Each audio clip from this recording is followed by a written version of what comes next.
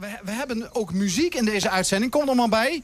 Ronald en Karin uit Weert. Want u kent ze natuurlijk allemaal. De runners-up, de tweede plek op het LVK dit jaar met Limburg Live voor de vastelovend. Ronald, komt niet zo verlegen. Jong, komt er gezellig tussen staan. Het is natuurlijk zo dat je er een gigantische hit mee gescoord hebt. En toch heb je hem gerestyled tot een Nederlandse versie. Wees je een idee waar staat? Robert Jansen, de tekstschrijver ook van de Limburgse versie. En waarom? Het kwam daarmee, dat liep, Limburg, carnaval en WK, dat liep heel vol op elkaar. En wie ze in de WK beleven in Nederland, zo vieren wij carnaval. Dus wat loog voor de hand, misschien het liedje wat hier in carnaval zeer succesvol wordt, om dat ook in Nederland eens te proberen. En tot nu toe succesvol, ja. Valt dat dan niet ontzettend tegen, Karin? We zien dat van ook zo gewend, als het carnavalsliedje gaat, in een keer in het Nederlands te zingen? Nee, vind ik niet. Nee, want voor ons maakt het eigenlijk niet zoveel uit. Misschien voor jullie wel, omdat we zo'n succesvol LVK-seizoen hebben gehad. Maar voor ons maakt het niks uit. Want je zingt op feestjes en partijen, dan zingt je altijd van alles en nog wat. Hè? Hoe belangrijk is het voor Och dat dit een hit wordt? Het meegenomen. Maar we hebben goed te werken tot nu toe, moet ik zeggen. En dat is gewoon kei leuk om weer publiciteit te krijgen. Dat we hier weer te gast mogen zijn. Dat hij anders natuurlijk niet gehad. Dus dat is erg leuk om allemaal te doen. Heel kort nog, zondag gaat er iets heel bijzonders gebeuren in Weert. Vertel heel kort wat het is. Zondag is in Weert het WK, de grote Oranje Kapel. Met blaasmuzikanten die gewoon ons liedje live begeleiden. En dan hebben we een jongbie van 10 jaar oud, Niek Kanters. Dat is de jongste muzikant en die werd zondag in het zonnetje gezet.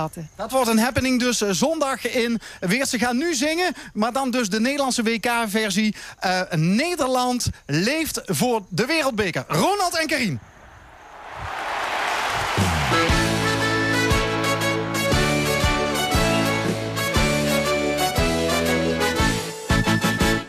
De koers die loopt weer op, het WK voetbal is gestart.